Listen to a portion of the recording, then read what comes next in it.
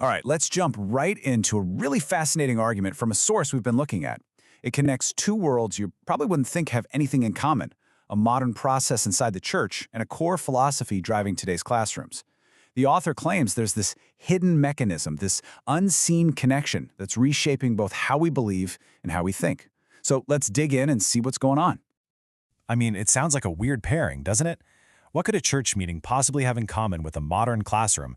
You've got theology, faith, doctrine, and then over here you've got lesson plans and educational theory. But the source material we're digging into argues they're basically running on the exact same software, the same operating system.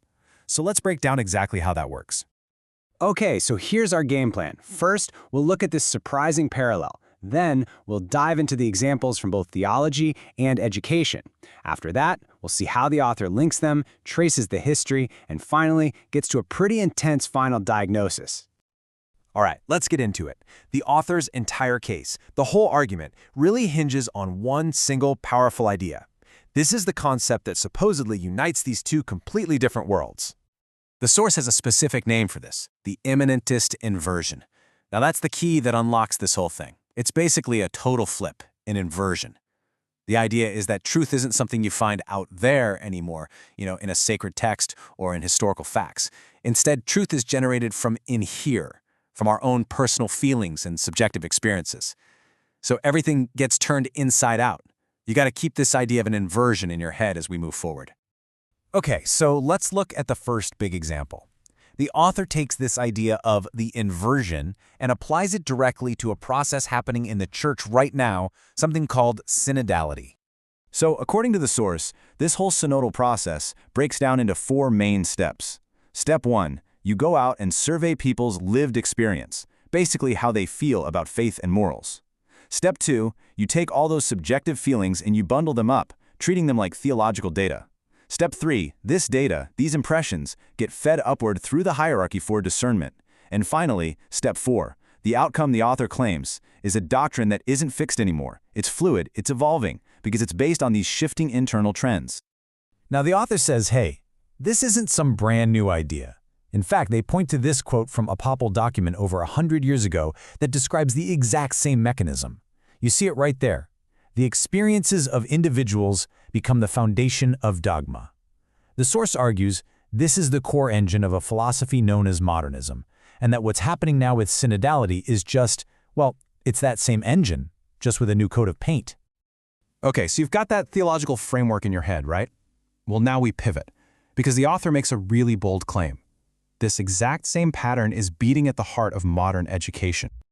The text argues that if you look at major educational thinkers, from John Dewey all the way to Paulo Freire, you see the same shift. The classroom's center of gravity moves. It's no longer about a teacher transmitting objective knowledge, facts and figures. Instead, it becomes about the student exploring their own consciousness, their own personal experience and emotions. In this new model, it's the student's emotional response and their identity that validates what's true. They're not just a receiver of knowledge anymore, they're a co-creator of it. And this brings us to the absolute core of the argument. The source isn't just saying, oh, these two things are kind of similar. No, the claim is much stronger. It's that they are operating on an identical mechanism. This comparison just lays it all out, doesn't it? In theology, external authority like scripture or tradition gets dethroned. And in education, external authority like a curriculum or historical facts gets dethroned. In theology, the self is centered with questions like, what does this mean to me? In education, the self is centered with concepts like my truth. In both cases, the institution, whether it's the church or the school, is re-engineered to be responsive to subjective internal feelings. It's the same pattern. So, what's the end result of all this? What happens when this mechanism runs its course? Well, the author argues it produces a population that's fundamentally cut off from reality, with no external anchor for what's true. The source even has a name for this condition: epistemic dependency. The idea is once you sever those ties to objective truth, people become dependent on some other system to tell them what their own experiences mean. All right, so now the author zooms way out. The argument is that this whole inversion thing isn't some modern accident. It's not something that just popped up in the last few decades. No, it's presented as the end result of a philosophical trend that's been building for centuries. The text calls this a metaphysical descent, and it lays out this timeline. It all kicks off supposedly with Kant. who moves the location of truth from out there to in here, inside our consciousness. Then Hegel comes along and makes that consciousness collective, turning history into this unstoppable force. Next, you get guys like Dewey and Freire who turn education into a form of psychological conditioning. That idea evolves into this concept of humanity as a single planetary organism. And the author argues this leads us right up to today, where AI and blockchain can turn our identity into a digital data point. And what's the final stop on this train? A global system of governance that becomes the new God. So what's the end game here? Where does the author claim this huge, centuries-long project is actually headed? What is the final diagnosis? What is this whole mechanism designed to produce? Well, first, the claim is that the whole point is to replace knowing with feeling. It's a fundamental switch. The most important question is no longer what is true, but how do I feel about it? Second, it's to replace revelation with experience. So, any truth that comes from an outside source, whether that's God or nature or history, gets pushed aside in favor of our own personal internal experience. And finally, the ultimate goal, according to the source, is to replace reality with a simulation. A shared, objective reality gets swapped out for a system-managed one, a world where our experiences are constantly being filtered and interpreted for us. So, what kind of person does this process create? The source has a name for it. The post-human subject.